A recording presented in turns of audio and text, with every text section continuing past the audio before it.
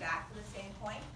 But typically when we look at the cardiac cycle and we compare it to what's happening with the ECG, we start with both atria and ventricles at rest. Okay? So do you remember what we called that when both atria and ventricles were at rest? Very early on in the evening. Ventricular filling. Okay? So if this is ventricular filling, then what are the atrioventricular valves, open or closed? Open. And so we typically focus on the left side, but the same thing is happening on the right side. Okay? So the AV valves are open. The ventricles are relaxed, the atria is relaxed, there's no depolarizing current going through them. Alright, then the SA node fires, and the atria contract. Alright, is there any change in what valves are open or closed when the atria contract? No. Then that current passes through the AV node and bundle branches and into the ventricular contractile cells, and they start to contract, and pressure rises in the ventricles. So, during this time, are the semilunar valves open or closed?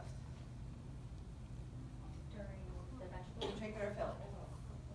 Closed. What causes the semilunar valves to be closed? What pushes the valve leaflets together? Yes. The backflow of blood from the aorta towards the left ventricle and from the pulmonary trunk towards the right ventricle. So when the ventricle is relaxed, it's going to have a lower pressure than the blood that's backflowing through those large vessels. All right? So the semilunar valves are closed. Then as pressure rises in the ventricles, it's going to push blood between the walls of the ventricles and the leaflets of the atrioventricular valves, and it's going to push them closed. Okay? So when we see our P wave, nothing changes, and then with ventricular contraction, we're going to see at the beginning the AV valves close first. All right? So with ventricular contraction, pressure is going to push the AV valves closed. What about the semilunar valves? Are they open at the same time that the AV valves close? Pretty close, but not exactly the same, because there's a pressure gradient that has to be reached. The pressure that's enough to close the AV valve is not enough to open the semilunar valves. Okay, that's a safety measure, so that we have the valves closed completely before we let the blood out in the other direction. So, as the ventricles start to contract, that first pressure closes the AV valve. Then, the pressure rises more. Ventricular contraction continues and increases. So now the semilunar valves open. All right? So during this period of time, when the AV valves are closed and the semilunar valves have not yet opened, we have both sets of valves closed. And you can see that here.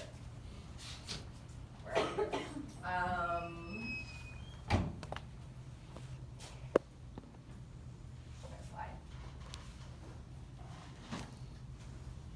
All right, so here we have both sets of valves closed. Blood's not coming in through the AV valve, and blood's not going out through the semilunar valve. So we call that period of time isovolumetric. Iso, if you recall from Bio 430, when we're talking about isotonic and isoosmotic, iso means the same.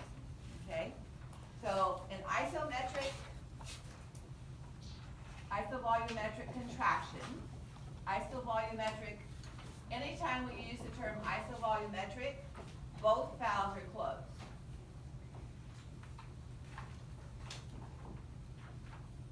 Okay, so during this time, when the ventricular valves close before the semilunar valves open, is isovolumetric contraction. So we're decreasing the space of the ventricles because they're contracting, volume's remaining the same, so pressure skyrockets. And we see it, the semilunar valves then open as a result of that. All right?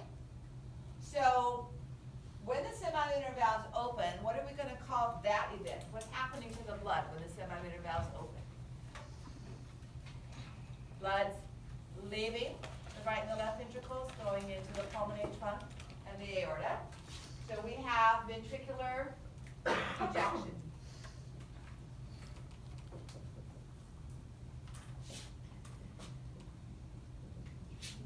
So this ventricular ejection is going to result when the semilunar valves open. So during ventricular ejection, we have AV valves closed and semilunar valves open. Okay? Because this results, an increase in ventricular contraction results in ventricular ejection. Then, we have repolarization. As a result of repolarization, the ventricles relax. As the ventricles relax, what are the first valves that are going to change position? The semilunar valves or the atrioventricular valves? Semilunar. And they are going to close. All right, so we're going to have another isovolumetric because the AV valves are still closed. So we're going to have isovolumetric relaxation. As the ventricles relax, pressure starts to backflow in the aorta and the blood fills up the semilunar valves. And so we have the AV valves are still closed and the semilunar valves now closed. So both valves are closed again. So no blood is coming in and no blood is going out. So that's our isovolumetric relaxation. And then as the ventricles completely relax, where's pressure now the greatest? Back on the atrial side. All right? And we're back to ventricular filling. Okay? So let's look at it. Let's look at the same thing, but slightly differently. Okay? I'll leave this illustration up on the screen a little bit longer. And by the way, there's a worksheet with accompanying answers on Canvas. I think it's with the lab, not the lecture part in the modules, that gives you different questions and helps you work through this. Okay? All right, so let's look at some different pressure relationships. Kind of look at the same thing, but in a slightly different manner. So, we'll just check out some of these terms. During ventricular ejection, blood leaving the ventricles, which valve sets are open and which valve sets are closed? So during ventricular ejection, semilunar valves are open, and AV valves are closed. Everybody agree on that? Yes. All right. So before we move on to another event, what is the pressure relationship that has the AV valves closed? Where is pressure the greatest and where is it the lowest? Okay. The ventricular pressure is going to be greater than atrial pressure. And that's going to have the AV valves closed. What's going to keep the semilunar valves closed? Where's the pressure the greatest? In the aorta and the pulmonary trunk. We're just going to focus on the left side, even though you are right, it's on both. So aortic pressure is greater than ventricular pressure, allowing the blood to flow back towards the ventricles, right? If the ventricular pressure was greater, that would push open the semilunar valves. So aortic pressure is going to be greater than ventricular pressure, and that's going to close the semilunar valves. When ventricular pressure is greater than atrial pressure, that closes the AV valves. okay? So this is not a new concept. You just kind of have to wrap your brain around it and visualize where the pressure is pushing on the valve leaflets, okay?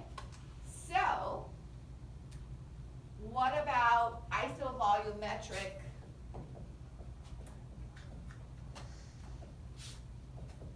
contraction? And the same thing would be true for isovolumetric relaxation. What valves, what's the position of the valve for isovolumetric anything? Closed. All valves are closed. So AV valves are closed, and the semilunar valves are closed. Okay, so how do we write that pressure relationship? For the AV valves to be closed, the ventricular pressure is still going to be greater than atrial, right? We already have that figured out.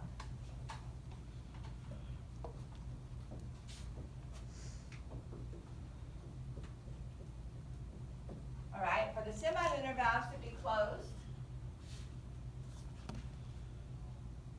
what do I have to have? Okay, this one I didn't do right. Yeah, I think that's less. Wait a minute, we're back to that same place. Okay, let's go back here and correct this one. So for semilunar valves to be open, aortic pressure is less than ventricular pressure. So am I going to put that in here, or am I going to put that here? Does it matter? Let's put it, it's easier just to write it at the end. So now ventricular pressure is greater than atrial pressure, so that closes my AV valve. Ventricular pressure is greater than aortic pressure, and that opens my semilunar valve. So are we good? No, we're not. Do we ever have atrial pressure greater than aortic pressure? Blood flows because of a pressure gradient. Blood leaving the heart in the aorta is always going to be higher than in the atria where blood is coming back. Otherwise, it's going to start going away from the heart, from the atria, instead of coming back to the heart. Does that make sense? Okay? So we can never have atrial pressure greater than ventricular pressure, than the aortic pressure. That would turn our world upside down. Venous pressure cannot be higher than arterial pressure. Okay? So, this doesn't work. This will never be a correct answer. If you see anything where the choice includes atrial pressure being higher than aortic pressure. So, I had a reason why I said it was easier to put it there. Ventricular pressure is greater than aortic pressure. That's going to have our semilunar valves open. And then we can say ventricular pressure is greater than atrial pressure. And that will have our AV valves closed. Okay? So this will work for ventricular ejection. Okay?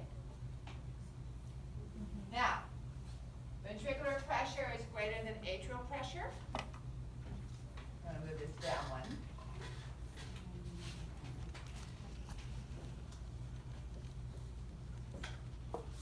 So that will keep our AV valve closed. And then aortic pressure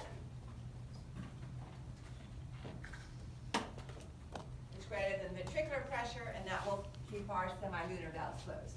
Because the backflow of blood is from the aorta back to the ventricle. And that's what's going to fill up our valve leaflets. For the first line, Uh-huh. you said that aortic pressure greater than ventricular pressure closes SL valves. So So with the aortic pressure, so our semilunar valves are shaped like this. So then down here is our ventricle. So when ventricular pressure is greater than aortic pressure, it's going to cause these to open. All right? Then when the ventricle relaxes and aortic pressure is greater than ventricular pressure, it fills up these little cuffs that we saw in the sheep heart dissection and closes the valve. Okay? Whereas this is aorta to ventricle. Whereas if we're doing atria to ventricle, the opposite is true because our valve leaflets are shaped in the other direction. So now when ventricular pressure is greater than atrial, that closes them instead of opening them. So a higher ventricular pressure closes the AV valves but opens the semilunar. Okay? All right. So all we need to put up there now is ventricular filling. Okay? So this is ventricular ejection. This is isovolumetric contraction. And if I could erase that, then it won't be so confusing when I write the next one up. So I'll be able to, it won't be too low. So go ahead and, okay.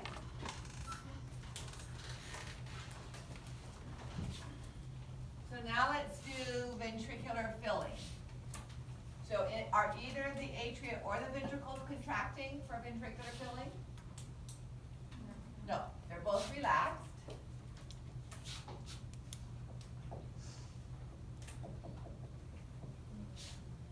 So this is not something to memorize, okay? By using these diagrams, you can always figure it out. So with ventricular filling, blood is flowing from the atria to the ventricles. So where is the pressure the greatest? In the atria. So atrial pressure is greater than ventricular pressure. So that's going to have our AV valve open, right? What about the semilunar valve when the ventricles are relaxed? Semilunar valves are going to be closed. So for the semilunar valves to be closed, where does pressure have to be the greatest? In the aorta or in the ventricle? In the aorta. So aortic pressure has to be greater than ventricular pressure. So am I going to put that between the atria and the ventricles? Or in front of the atria? I can't put it between because that would make my atrial pressure greater than my aortic pressure, right? Let me just put it up there to give you a visual. This is incorrect.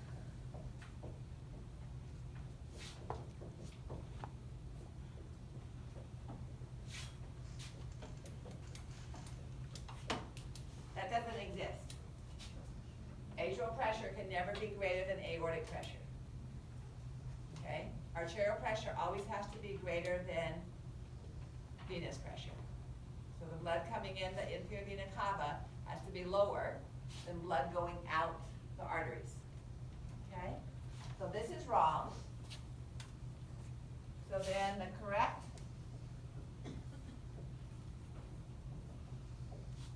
so aortic pressure is greater than atrial pressure, is greater than ventricular pressure. So aortic pressure being greater than ventricular pressure is going to have my AV valves, my semilunar valves closed. Atrial pressure greater than ventricular pressure is going to have my AV valves open. Okay? So if that seems confusing, come back to this. All right? So if my AV valves are open, here's the atria, here's the ventricle. If the AV valves are open, blood is going into the ventricles. This is ventricular filling. To push the blood through, atrial pressure has to be greater than ventricular pressure. Okay? If the AV valves are open. If the AV valves are closed, then ventricular pressure is closing those, and ventricular pressure has to be greater than atrial pressure. Okay? If the semilunar valves are open, then ventricular pressure has to be greater than aortic pressure.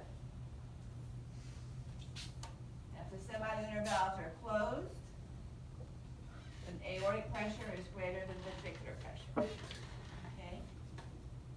Now, there is a, and hopefully I can remember to put this up tomorrow, there is a animation online that illustrates this. So over here is the ECG. We're going to draw this on the board together. And here's what's happening to the heart. You can stop and start it. Okay? Are these things to see what's happening.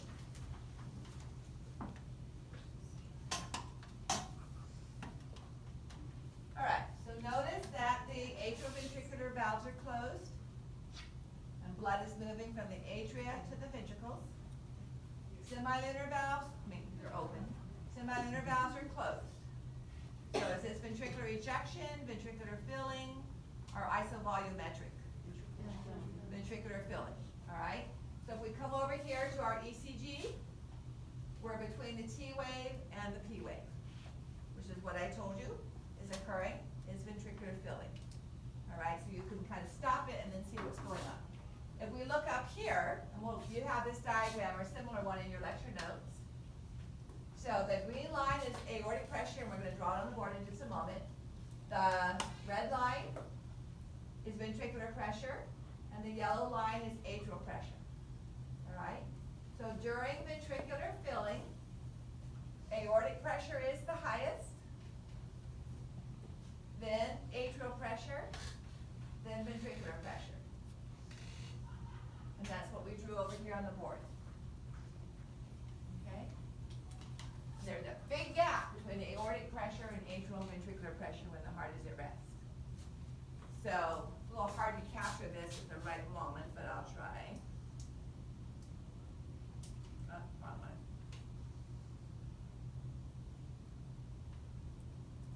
Oh, okay, well we can. All right, so now we have ventricular ejection. Because the AV valves are closed, pressure closed them, and then pressure opened the semilunar valves, okay? So during this time, we are during ventricular contraction. We're between the QRS and the T wave. So the ventricles are contracting, they haven't yet relaxed. So here, it's a little hard to see up there, but the ventricular pressure is greater than the aortic pressure, and blood is going out of the heart. Okay, so you can stop and start this and look at different events. So now let's look at the same thing as that graph. You have this diagram in your lecture notes. It looks a little scary, but it actually before we do that diagram, let's do one more question. Do a couple of questions here.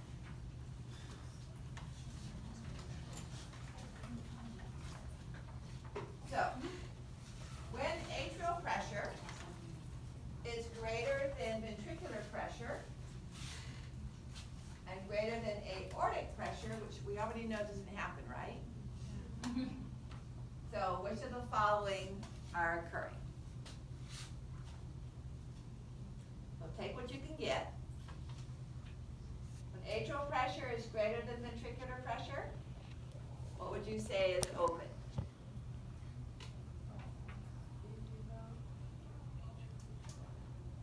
Atrial pressure pushes open the atrioventricular valves, right? Okay. And when ventricular pressure is greater than aortic pressure, what's happening to the semilunar valves? They're being pushed open too.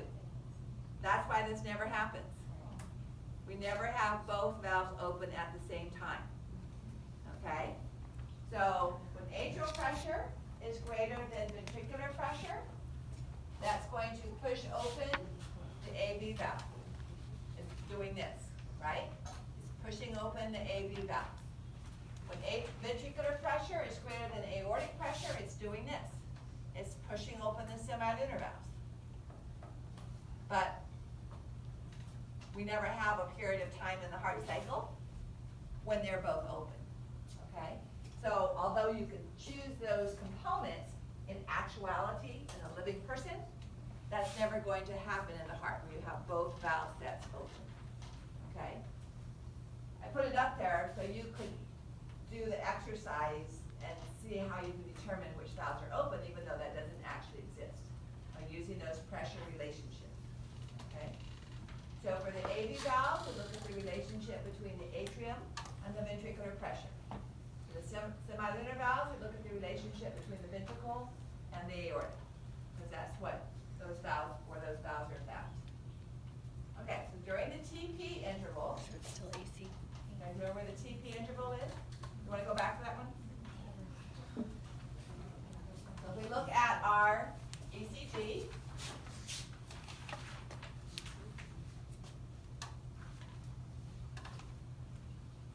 this would be our TT interval. This is stand for toilet paper.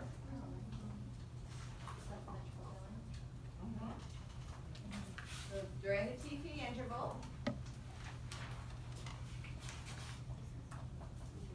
which of the following is true?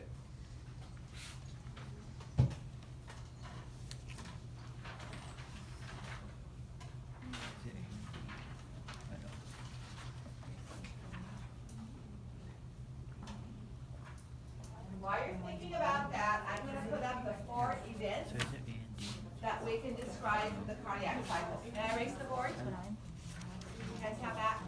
Or versions of it? I had a micro down.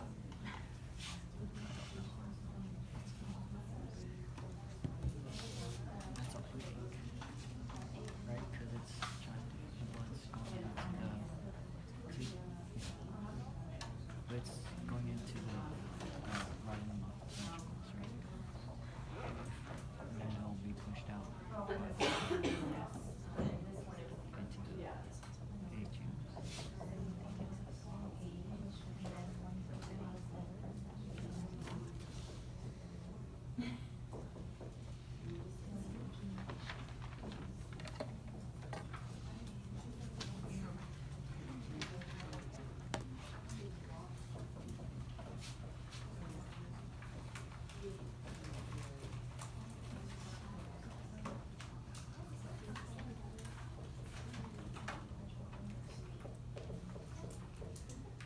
Remember I said this is a cardiac cycle. So at rest, we have ventricular filling. Then we have isovolumetric contraction as the AV valves close. Then the semilunar valves open, and we have ventricular ejection. Then the semilunar valves close, and we're back to isovolumetric relaxation until the ventricles relax again, and the AV valves open, and we start filling up the heart again. Okay? So with that list up there, let's work through this diagram.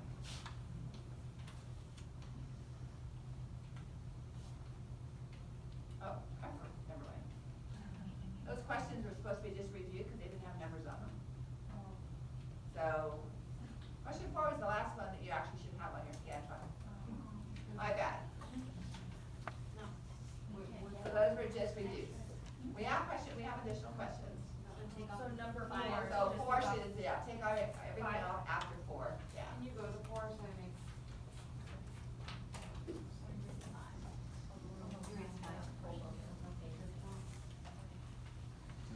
The first one we did, the other 2 are practice.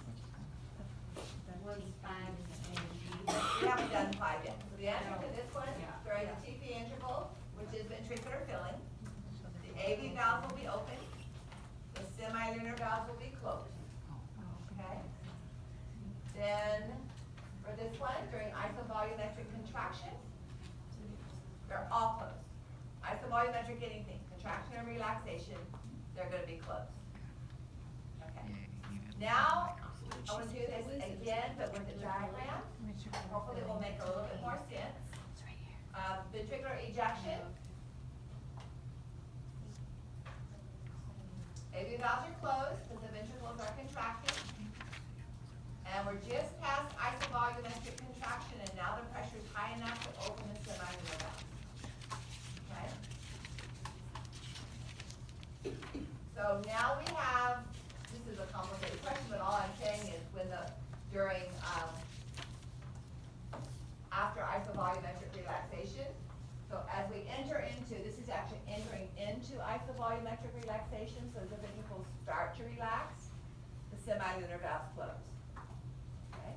So what comes next?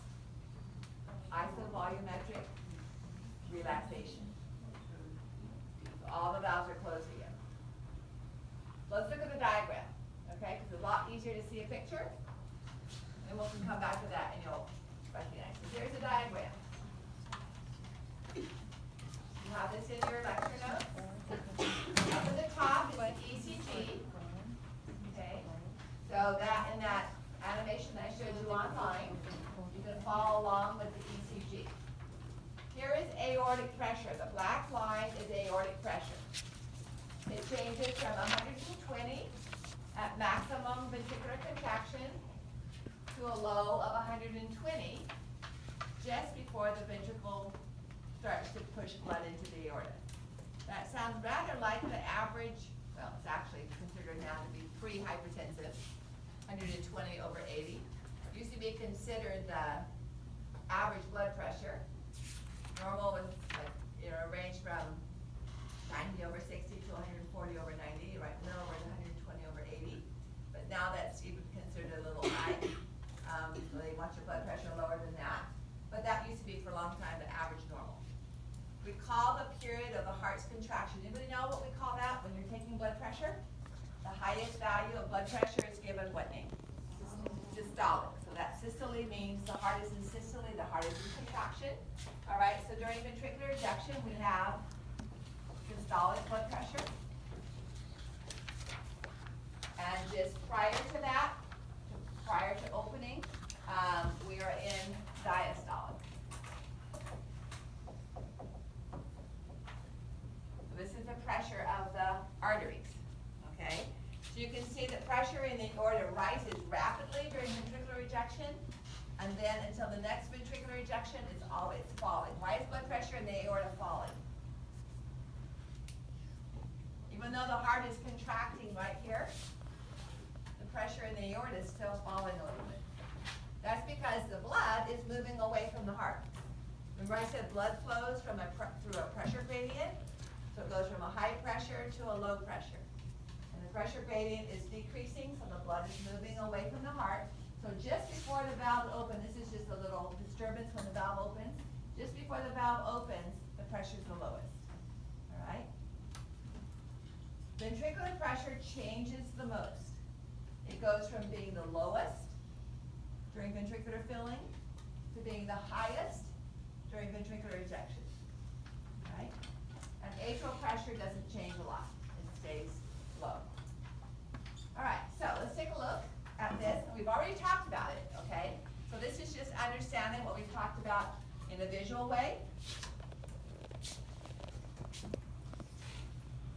I'm going to reuse these terms, but I'm going to put them back up again because I want more in the room. Can I erase this? Diastolic is the isometric contraction. It ends, the lowest diastolic pressure is at the end of isovolumetric contraction. That's why I put it there, okay? All right?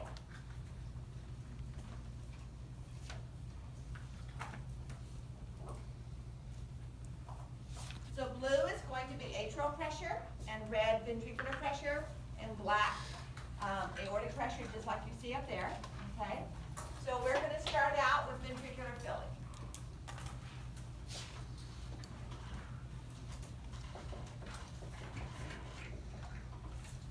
So atrial pressure during ventricular filling is going to be higher than ventricular pressure, right? So that blood can move from the atria to the ventricle. So that should make sense. The atrial pressure is higher than ventricular pressure. Remember I said aortic pressure is always higher than atrial pressure? So aortic pressure is always way up here. Atrial pressure is going to be in a range from about 3 millimeters to maybe 7.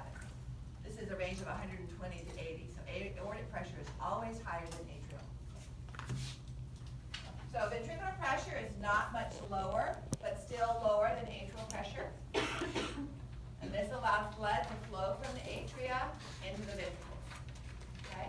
So remember, during ventricular filling, AV valves are open.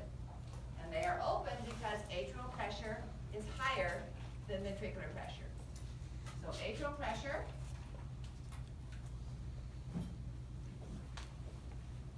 is greater than ventricular pressure. And you can see that because the blue line is over the red line.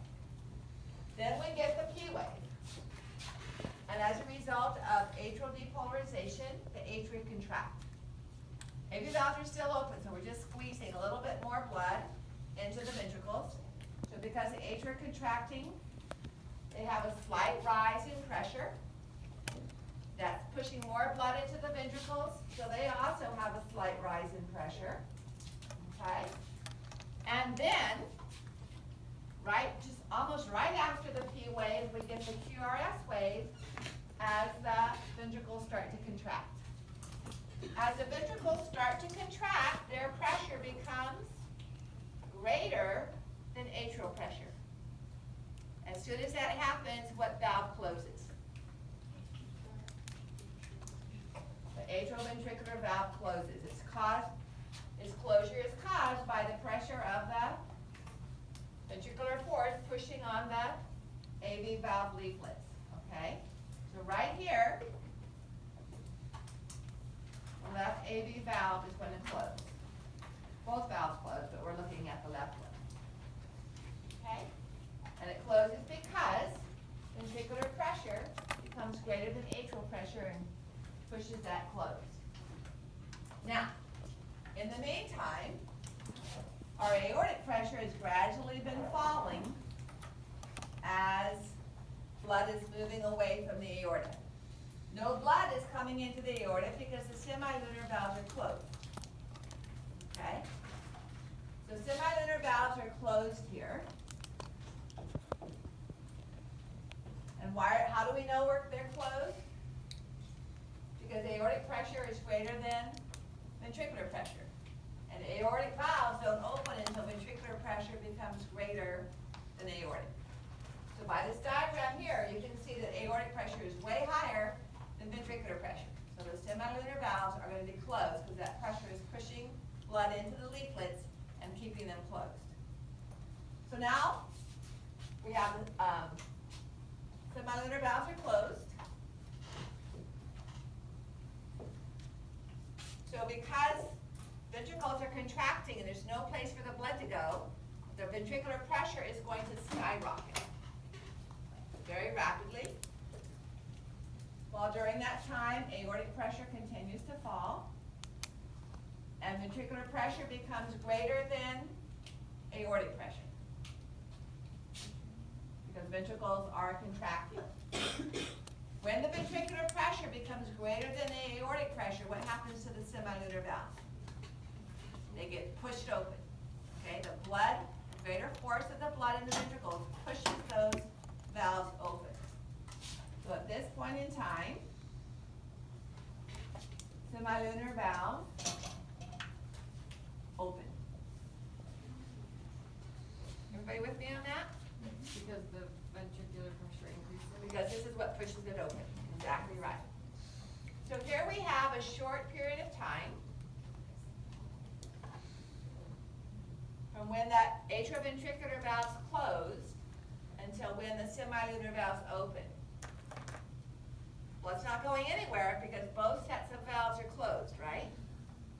So that is our isovolumetric period. Isovolumetric contraction or isovolumetric relaxation. Contraction, because our ventricles are contracting and both sets of valves are closed.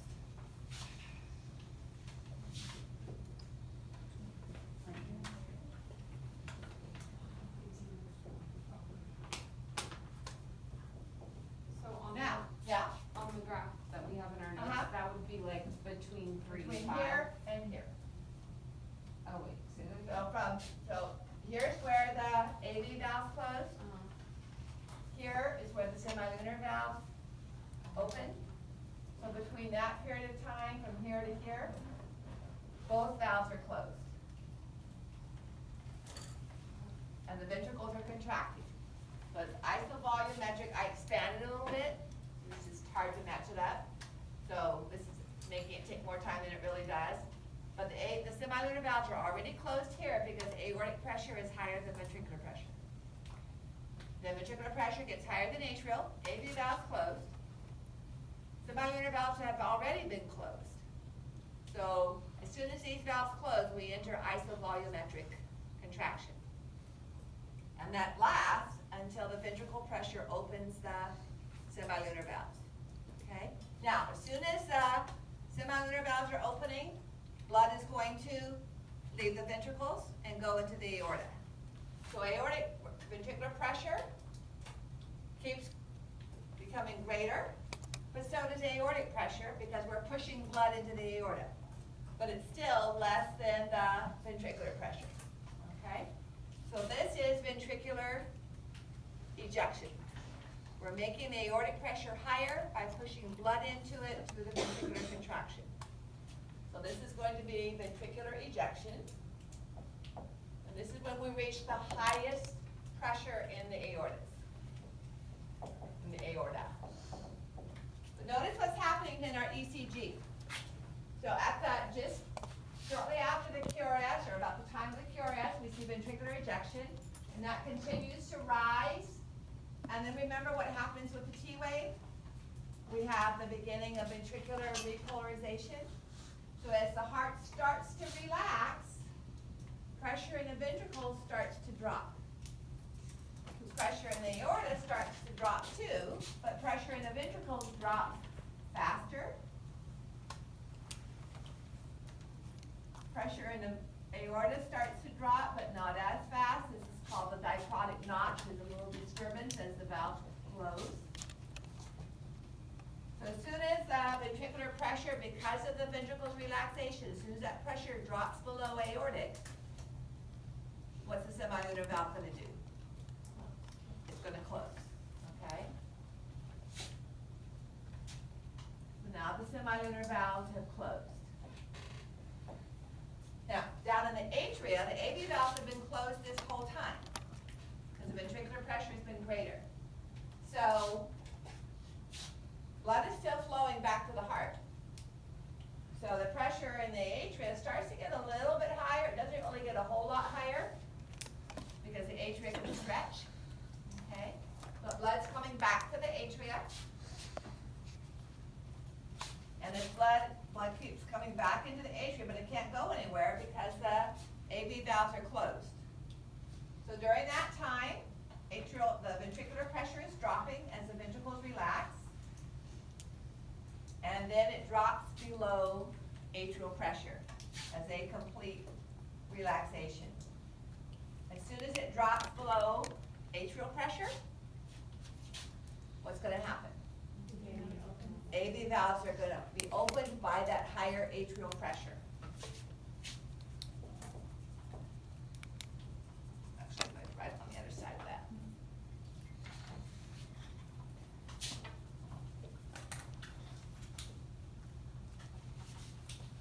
And we see an immediate drop in the atrial pressure as blood empties into the atria. And ventricular pressure stays low. So once again, we have passed through an isovolumetric stage. AV valves are closed this entire time, right? They close here, they open here.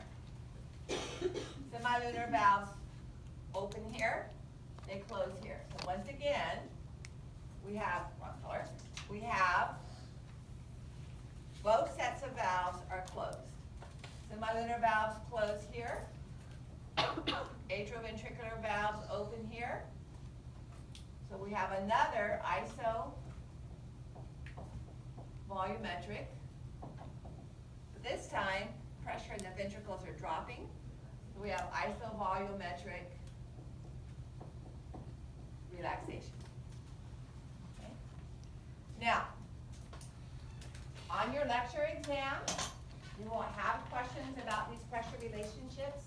So I'll say atrioventricular pressure is greater than aortic pressure, which is greater than atrial pressure. Which of the following valves are open or closed, or whatever. And you will have a graph like this. It will not be labeled. I will not tell you that this is atrial pressure, or that is aortic pressure, or this is ventricular pressure. But you can tell which valves might be opening or closing if you can figure out those relationships, okay? So it'll be just like this, but without the labels. You're as to what- guessing the valves mostly? Either or. So it's, which valve is opening or closing here? Is this ventricular filling or ventricular ejection or whatever, okay? Or I might ask a question,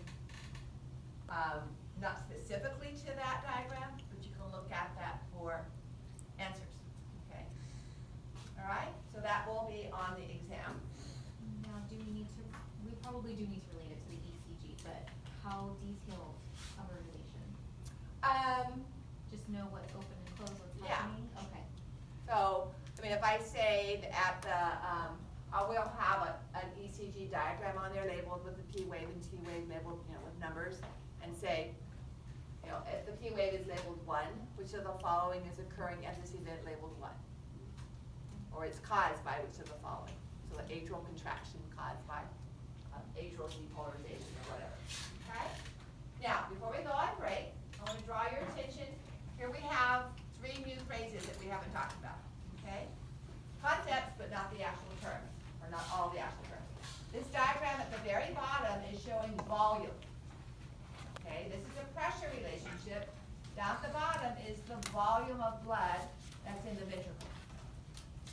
So you can see, as the AV valves are open, and we call this ventricular filling, right? So the ventricles are filling with blood until the point that the AV valves close.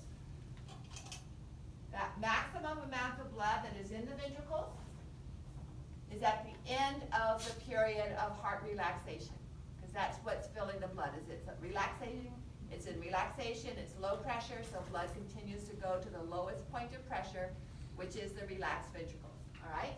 So we call that volume, end diastolic volume. This is the maximum point of maximum ventricular volume.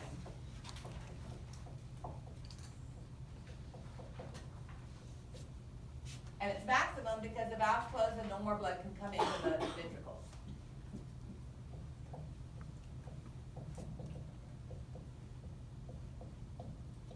All right? Now you might not be able to see it very well, but there is a straight line right here. So we see it filling with blood and then a straight line. Why is there a straight line there? A flat line. What happens here? AV valves close, and we enter a period of isovolumetric, which means the volume's not going to change. So it's a flat line. Then the semilunar valves open, and we start ventricular ejection. So what's going to happen to our volume? It's going to fall as blood leaves. And it's going to come to a point where it has another straight line. And that occurs when the semilunar valves close. And we're back to isovolumetric volume again. Okay? And when the AV valves open, this volume starts to go up again. So this lowest amount of blood in the heart, smallest amount, is called end systolic volume. It's at the end of ventricular contraction, at the end of systole.